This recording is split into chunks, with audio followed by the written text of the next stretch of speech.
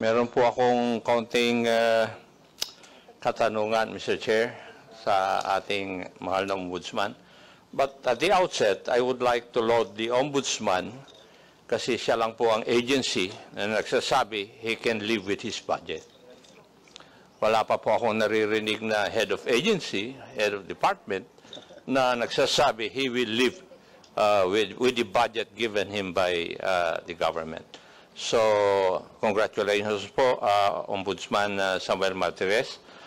Now, the COA at saka yung Ombudsman, they are supposed to be the guardians or the agencies primordially responsible for our anti-corruption operations insofar as our government is concerned.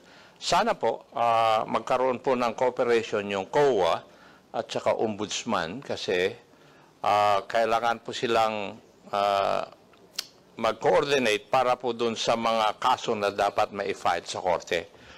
Because I agree with the Ombudsman when he stated na yung endemic na po ang corruption. Why? Because in the Corruption Perception Index among 6 ASEAN nations, tayo po ang pang-anim eh. Where Singapore, Malaysia, Vietnam, Thailand, and Indonesia are above us insofar as Corruption Perception Index is concerned. Nandun po tayo sa huli. Now, may I ask the Ombudsman, bakit po yung, insofar as your case statistics are concerned, from 2020, your conviction rate was 61.2%. It went down to, in 2022, to 26.5%. May I know what caused this drop insofar as your conviction rate is concerned, Mr. Chair? Your Honor, ito po yung sinasabi ko kanina, the unfair evaluation of the Office of the Ombudsman, where our performance is based on the conviction rate. The Office of the Ombudsman functions as a prosecutor and not as a judge. Whatever findings we have, insofar as we are concerned, there is probable cause. Insofar as we are concerned, our case is strong. The only problem is, pagdadating po sa husgado, iba po ang pananaw ng huwes, whether with the Sandigan Bayan or with the lower court.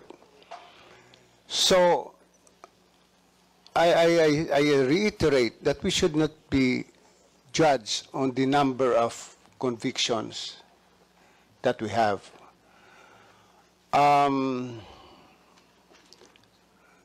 Hindi naman kami pwedeng maging investigador, a prosecutor, and a judge all at the same time. So we stop at the role of being a prosecutor, investigator, and a prosecutor. So ito lang po ang hinihiling ko, not only in Congress, but also with those who would rate the Office of the Ombudsman, especially Transparency International, some agencies of the United Nations, wag naman kami sasabihin, i-rate kami on the basis of our performance as conviction sa court. Hindi ho kami ang husgado eh. Kami ay prosecutor. We cannot tell the justices of the Sandigan Bayan or the judge of the Regional Trial Court, i-convict ninyo. Of course, we cannot do that. In much the same way, not if we secure conviction from the Sandigan Bayan, the accused goes up to the Supreme Court, ibang pananaw ng Supreme Court, reverses the Sandigan Bayan, and convicts the accused. Marami yung ganyan eh, or acquits the accused. So, I find it so unfair that the Office of the Ombudsman or our fight against corruption is based on the number of convictions.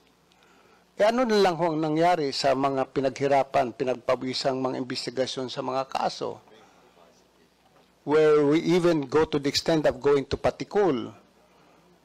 We go to the extent of, going to, in fact, one of my prosecutors, one of my investigators has to resign. He was threatened by a mayor in in Region 6. Nanghihingi po siya ng mga dokumento, sinigawan siya ng hindi niya alam na yun ang mayor. Tinanong siya, sino ka? Dahil hindi niya kilala, sumagot din siya, sino ka rin ba? So, from that time on, he was threatened by the mayor, he has to resign and he's now in Canada. So ito yung mga facts, mga realities na dinadaanan namin na hindi na-appreciate itong mga nagre-rate sa amin. Ang tinitingnan lang po yung conviction rate. Sana po wag yung conviction rate. Dahil kahit ano pong sabihin namin, kahit i-assign ko dyan ang isang napakagaling na abogado, kumuha pa ho kami ng isang private lawyer na napakagaling, kung iba po ang pananaw ng husgado, wala kaming magagawa. Sana husgahan kami sa aming disposal rate, sa number of cases that we dispose every year. Yun lang po, Your Honor. Thank you very much. Thank you, Mr. Chair. Hindi ko naman po hinuhusgahan yung conviction rate ng Kwan. I just read the statistics insofar as your case statistics are concerned. But if we look at your evaluation rate, it's from 2020, it's 52.5%. It rose to 80.1% in 2022. Kita po naman dito sa statistics na ito. Kaya lang po nagiging curious po ako sa pagtatanong kung bakit ganito. So I find your answer logical, sir. So I will go to the next issue, which is your budget. Sir, excuse me po. Ipagpaumanin po ninyo, pero I'm not pointing an accusing finger. Nakasanayan pong gawin ng mga tao sa ombudsman na gumawa ng ganiting report na inilalagay yung conviction rate. Ayoko na lang pong baguhin yon, baka magmukhang kontrabida po ako sa mga predecessors ko. Maraming pong salamat. Thank you. Mr. Chair, if we look at the budget of the ombudsman, its cost structure would be 3.4 billion for general administration and support. It's because of their PS, and 30.2% or 1.5 billion for operations. Now, kung titingnan po natin yung operations budget nila, the bulk would go to anti-corruption investigation program.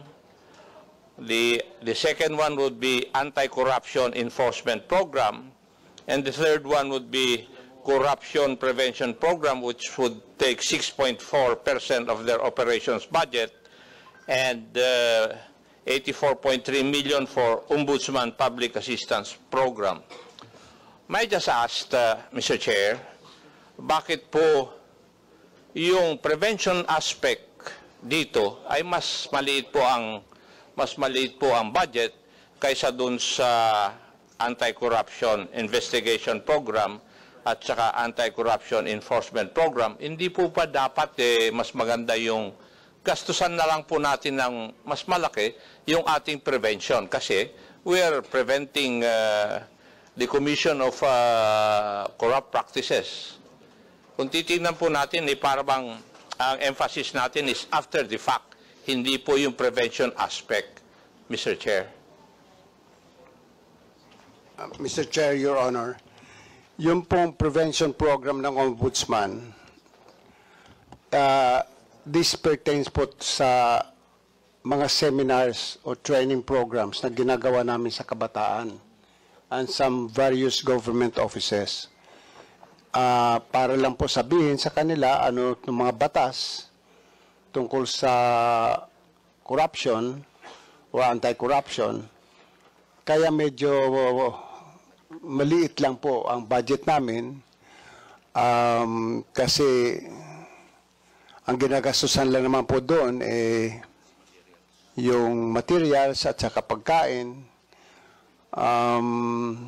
Hindi na po kami nagbabayad ng mga resource persons dahil mayroon na po kami sariling resource persons within the office. So kaya medyo maliit lang po ang budget para doon. Thank you. Would you agree with me, Mr. Chair, that we should increase the budget for corruption prevention?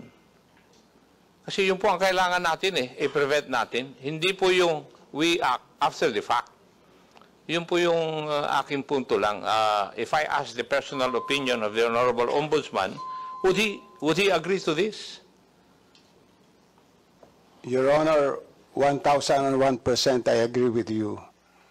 Marami pong salamat, Your Honor, and Mr. Chair, marami pong salamat. Thank you.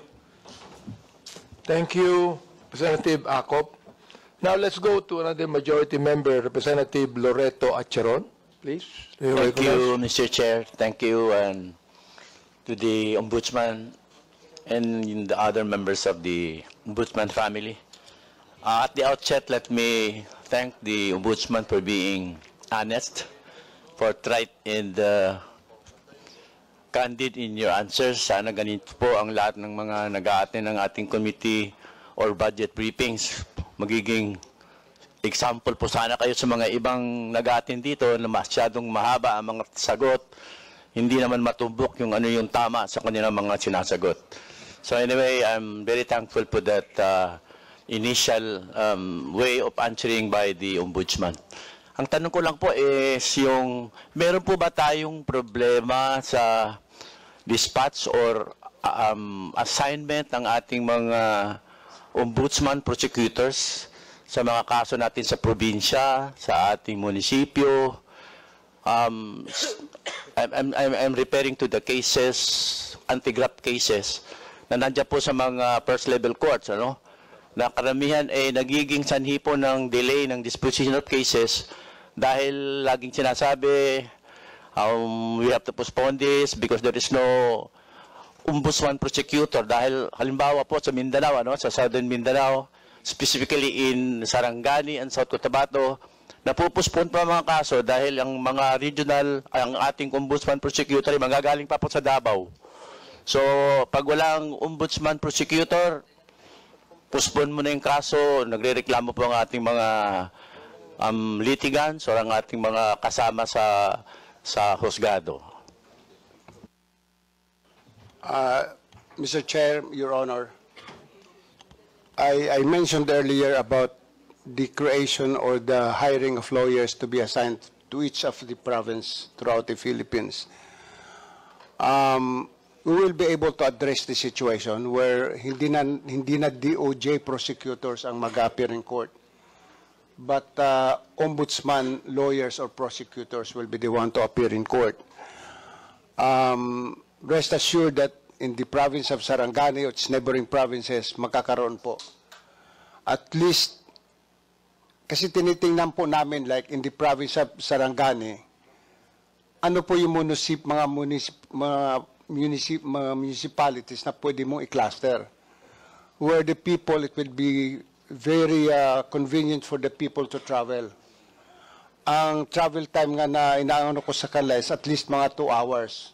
More than 2 hours, gawa tayo ng isang cluster. Para yung mga nag-ano ng clearance, just in anticipation sa clearances, pagpa-file ng complaint, hindi na sila kailangan pumunta para all the way to Cagayan de Oro or to Davao City. So there will be in each of these provinces, Jensan, Sarangani, Zamboanga. Zamboanga po kasi napakalaki din, ang nakahirap puntahan, no? From Davao City going to Zamboanga, iikot ka pa eh. So, wag ko kayo mag-alala. Before the year ends, magkakaroon po ng mga lawyers po doon sa probinsya ng Sarangani. Maraming pong salamat. Mr. Ombudsman, in the meantime na wala pong mang na-appoint na maraming prosecutors from the Ombudsman, ano po yung hakbang na ginagawa natin para po ma-solve yung or ma-address yung concern na gano'n po sa mga probinsya? Dahil kadalasan po ang nangyayari, it's either napupuspon o yung iba naman, pinapatinan na lang ng mga prosecutors natin from the DOJ. I mean, is that an existing policy, memorandum, or ano po ba, internal arrangement between your office and the Department of Justice in the local level na pag wala ang government, ang ombudsman prosecutor, pwede na yung mga local prosecutors or provincial prosecutors? Your Honor, please, Mr. Chair.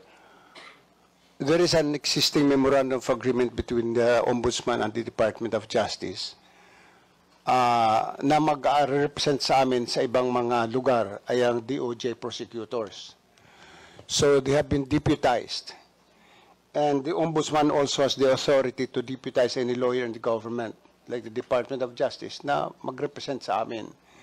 But to avoid this conflict, because I know that the prosecutors from the Department of Justice are also very busy with their own cases, to solve this situation, napagkasunduan po namin na mag-hire kami ng additional lawyers or to will act as prosecutors doon sa mga probinsya na yon.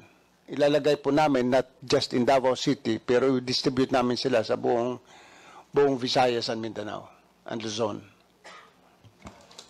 Lastly lang po, kailan na po ang ating hiring? Kasi ang dami ko pong aplikante sa inyo. Mag-uumpisa na po ba para matulungan natin ang ating ombudsman na talagang mag-prosecute ng mga kaso, lalo na sa mga probinsya po na hindi rin po nagagampanan ng mga taga-Department of Justice prosecutors ang kanilang trabaho na tulungan ng mga ombudsman dahil po talagang kulang din po talaga ang ating prosecutors from the ombudsman. We have already, for Luzon, Visayas, Mindanao, and the MOLEO, which is the military and other law enforcement officers, nagsimula na po kami mag-interview. Ang problema nga lang po, bawat isang item lang, isang posisyon, between 80 to 100 po ang applicants. So, medyo dito nahihirapan. So, ang pinag-uusapan namin ngayon, baka wag na yung Deputy Ombudsman na mag-interview mismo, kundi mag-designate siya ng ibang tao na mag-interview, tingnan lang yung transcript of records o yung ibang experience ng isang applicant para makasimula kami ng mag-hire. But I assure you, as I have said a while ago, that we will start hiring before the end of the year. Thank you po, Mr. Ombudsman. Isang follow-up lang po, Mr. Chairman. Ano na po ang magiging basic qualification ng ombudsman prosecutor na ina-appoint natin? Or by experience, ano po ba ang inyong kinakailangan? Base po kasi ngayon, Mr. Chair and Your Honor, base po kayo ngayon sa naabutan kong qualification standard. Ang prosecutor must be a lawyer at least for the past 3 years. Mayroon siyang experience sa trial. Para maabot niya yung salary grade na that is required. We will be starting with salary grade 25 sa ngayon. At mayroon sana akong hiling in relation to this, doon sa retirement law ng ombudsman, na yung mga lawyers occupying salary grade 25 ay hindi po kasama sa retirement. Kami po ay magsasubmit ng isang recommendation, isang bill amending the retirement law of the ombudsman na yung mga lawyers occupying salary grade 25 must likewise be covered by the retirement law of the office of the ombudsman. Kanya lang po nangyaring ganito dahil ang sabi nila mapopromote din naman itong mga salary grade 25 to 26 or 27. Puro bata po ang mga empleyado ng office of the ombudsman. So bago po ma-promote, o chances of being promoted from salary grade 25 to salary grade 26, baka nauna pa nag-retire yung salary grade 25 sa sinusundan niya salary grade 26. So it's just best to amend the law, make the retirement in the office of the ombudsman start with salary grade 25 for those occupying lawyer positions or those involved in the anti-corruption activities. Thank you very much, Your Honor. Just one last lang po, promise. Mr. Ombudsman, nagsiset po ba kayo ng percentage of your lawyer personnel na i-dispatch po natin, ina-assign po natin for litigation purposes in the provinces, cities, or municipalities? Meron po ba kayong nilalagay na quota dyan or percentage ng inyong personnel? yung Prosecution Bureau po ng Luzon, Visayas, Mindanao, ay the number of lawyers is dependent now on the requirement of each of the sectoral offices. So, tulad po ng Mindanao, na napakalawak ng Mindanao, as I have said, going to Zamboanga City from Davao ay talagang malayo. So, it would depend now on the recommendation of the Deputy Ombudsman for Mindanao. So, magkakaiba-iba po ngayon ang maging numero ng abogado. Kasi katulad ng military and other law enforcement officers, nationwide din yun. So, tinitingnan gaano ka-effective yung halimbawa, 20 na prosecutors, 30 prosecutors, how effective would they be in appearing before the courts? Gaano kadala sa mga cases sa mga probinsyang ito? So, initially, at the moment, I think the number of lawyers being recommended for each of the sectoral offices is about 15 lawyers additional in the meantime. Para lang ma-fill upan muna namin yung needs ng bawat probinsya. Thank you, Ombudsman and Mr. Chairman. At this point, I'd like to reiterate the request and the manifestation of support from our colleagues na suportahan natin ang budget proposal ng Ombudsman given the colossal mandated function ng Ombudsman, specifically on the fight against graft and corruption. At kung pwede lang, hindi lang yung kanilang proposed budget, dagdagan pa po natin ito. Napakalaki po ng trabaho talaga ng Ombudsman. Nakikita na natin over the years. Ito lang ang ating agency na nagpa-fight ng corruption na malaking problema po sa ating gobyerno. Thank you, Mr. Chair, and thank you, Ombudsman Martirez. Thank you, Representative Acheron. Now, I'd like to recognize Representative Pantaleon Alvarez. Please. Thank you, Mr. Chair. Mr. Chair, my colleagues, good morning, and to the Ombudsman, Justice Martirez, as well as the rest of the family. Mr. Chair, gusto ko lang pong balikan yung confidential fund na diniscuss earlier ni Representative Franz Castro.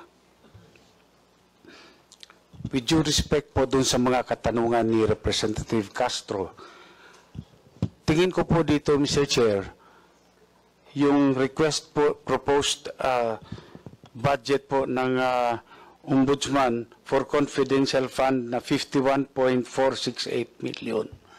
Napakaliit po nito, Mr. Chair. Considering po yung trabaho at saka yung function ng Ombudsman. Yung case building lang, investigation and fact-finding, Mr. Chairman, hindi po madali yun at hindi po mura yun. Mahirap po. Mahirap kumuha ng mga ebidensya at magkumbinsin ng mga tao para mag-testify. Kanya po, para sa akin, ay baka pwede namang dagdagan natin ito from 51.468 million, baka pwedeng gawing 100 million to, Mr. Chairman. Kasi kung titingnan natin, talagang itong ahensya na ito, Mr. Chairman, ang mas bagay na bigyan ng Confidential Intelligence Fund. Kung titignan natin, napakaliit ng request nila. Pero considering po dun sa trabaho ng Ombudsman, siguro, Mr. Chairman, hindi naman mahirap kung iakyat natin sa 100 million ito. Gusto nating sugpuin yung corruption. Abay, di, gastusan natin. Suportahan natin yung opisina upang sa ganon ay makagalaw sila. Napakalaki po ng Pilipinas para kumuha ng mga ebidensya at iba pa. So, Mr. Chairman, yun lang po yung gusto kong sabihin at sana po makonsider ng House na i-increase yung budget ng Ombudsman. Thank you, Representative Alvarez.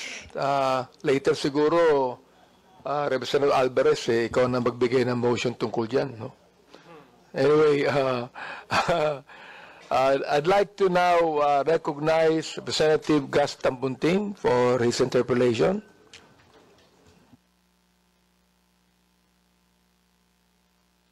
Maraming salamat, Mr. Chair.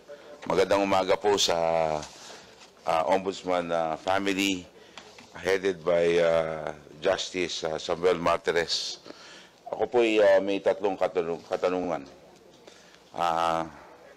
This representation of the 2nd District of Parañaque would like to ask, my first question would be, could you please clarify the Ombudsman's stance and procedures regarding anonymous complaints against public officials?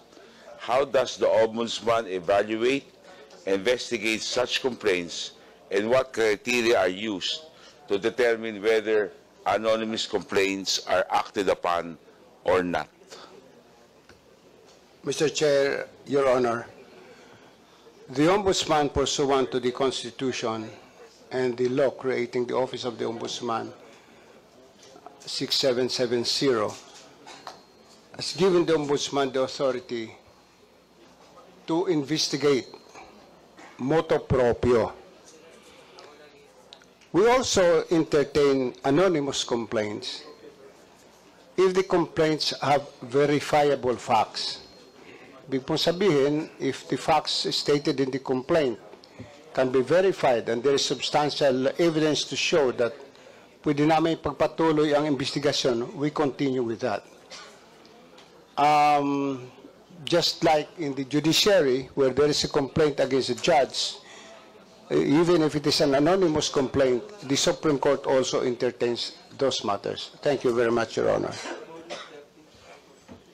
And ano po ang criteria po natin o basihan pag sinabi po natin siya po ay dapat aksyonan o hindi? Once we establish the verifiable facts, we validate. Ito bang mga facts ito ay totoo, nag-exist? So that's where we conduct the fact-finding investigation or the case build-up to validate all these facts that are stated in the anonymous complaint. Because otherwise, kung wala man lang kami makuhang ebidensya, walang dokumento, walang witness na pwede mag-testify, the investigators will just recommend for the dismissal of the complaint. Okay. Second question.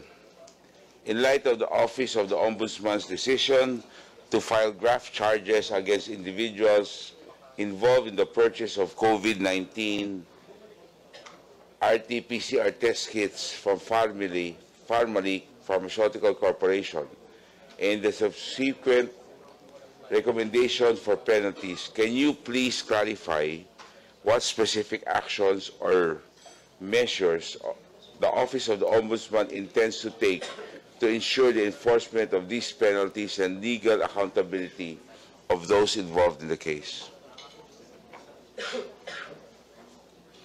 Your Honor, Mr. Chair, Your Honor, sa administrative aspect of those involved in the purchase of test kits, one of those that was dismissed from the service is the Ombudsman's own overall Deputy Ombudsman. Karamihan po doon na-dismiss, may mga na-dismiss na from the service. On the criminal aspect, we're just waiting that the motion for reconsideration of the persons involved of the respondents is resolved, and we will immediately file this with the Sandigan Bayan, Your Honor.